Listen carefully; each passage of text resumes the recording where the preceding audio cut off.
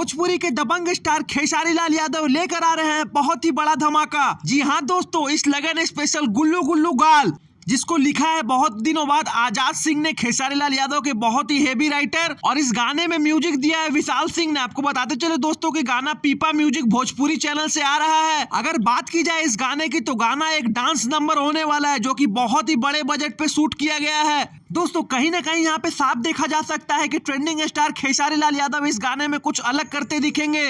गाना डुइट होने वाला और म्यूजिक वीडियो बहुत ही बड़ा लेवल पे शूट किया गया है।